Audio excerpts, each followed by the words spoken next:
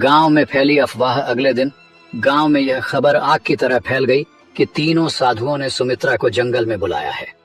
गांव के लोग आपस में चर्चा करने लगे, क्या ये साधु इसे कोई वरदान देने वाले हैं या फिर इसे श्राप मिलेगा। गांव की कुछ औरतें आपस में फुसफुसाने लगीं, कहीं ये साधु हमें धोखा तो नहीं दे रहे। लेकिन सुमित्रा को इन बातों से कोई फर्क नहीं पड़ा। उसे केवल इस बात की चिंता थी कि आखिर जंगल में उसके साथ क्या होने वाला है। उस रात सुमित्रा सो नहीं सकी। वह बार बार सोच रही थी, क्या सच में कोई मेरी मदद कर सकता है या यह भी सिर्फ एक और छलावा है। लेकिन अब वह ठान चुकी थी कि चाहे कुछ भी हो जाए, वह अगले दिन सूरज उगने से पहले जंगल के पास जाएगी। ये खड़े थे, वे गहरी तपस्या में लीन थे। उनके चारों ओर एक अद्भुत शांति फैली हुई थी। सुमित्रा ने हाथ जोड़कर प्रणाम किया और कहा, मैं आ गई हूं महाराज, अब मुझे बताइए कि मेरी परीक्षा क्या है। ज्ञानानंद ने आंखें खोली और बोले, यह संसार एक भ्रम है पुत्री। जो इसे समझ लेता है वही अपने भाग्य को बदल सकता है। लेकिन इससे पहले कि हम तुम्हें ज्ञान दें, तुम्हें अपनी परीक्षा देनी होगी।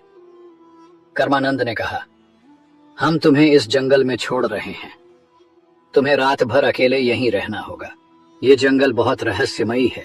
यहाँ जंगली जानवर भी हैं और अदृश्य शक्तियां भी। लेकिन अगर तुमने अपना डर छोड़ दिया तो तुम पहली परीक्षा पास कर जाओगी। सुमित्रा को यह सुनकर झटका लगा। रात भर अकेले जंगल में वह डर गई थी, लेकिन उसने अपने भीतर हिम्मत जुटाई और कहा, मैं तैयार हूं। तीनों साधु मुस्कुराए और बोले, हम कल सुबह सूरज उगने के बाद यहाँ आएंगे, तब तक तुम्हें अकेले रहना होगा। इतना कहकर तीनों साधु जंगल के दूसरे छोर की ओर चले गए और सुमित्रा अकेली रह गई। शाम ढलते ही जंगल में अंधेरा छाने लगा। चारों ओर अजीब अजीब सी आवाजें आने लगी। दूर किसी पेड़ पर उल्लू बोल रहा था। झाड़ियों में कुछ सरसराने की आवाजें आ रही थी। सुमित्रा ने अपने दिल को संभाला और एक पेड़ के नीचे बैठ गई।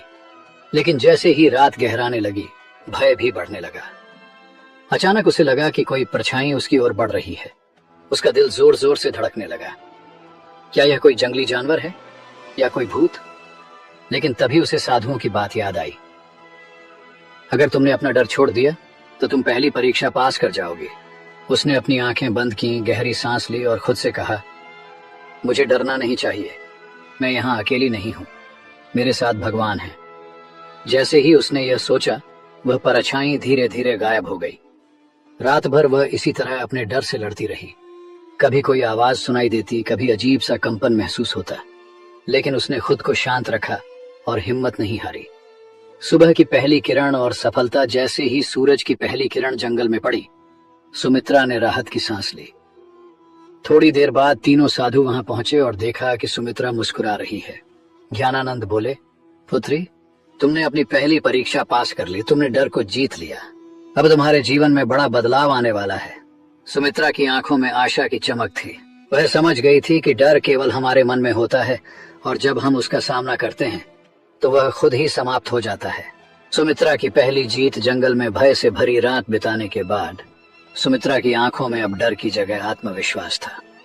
जब सूरज की पहली किरणें जंगल की शाखाओं से छनकर उसके चेहरे पर पड़ी तो उसने महसूस किया कि वह पहले से कहीं अधिक शांत और मजबूत हो चुकी थी। तीनों साधु मुस्कुरा रहे थे। ज्ञानानंद बोले, पुत्री, तुमने पहली परीक्षा पास कर ली, अब तुम तैयार हो दूसरी परीक्षा के लिए। सुमित्रा ने विनम्रता से सिर झुकाया और कहा, मैं तैयार हूं महाराज। तीन साधुओं का रहस्य। तीनों साधु सुमित्रा को लेकर एक पहाड़ी के ऊपर बने एक पुराने मंदिर में गए। यह मंदिर देखने में साधारण था, लेकिन वहां एक अजीब सी ऊर्जा महसूस हो रही थी।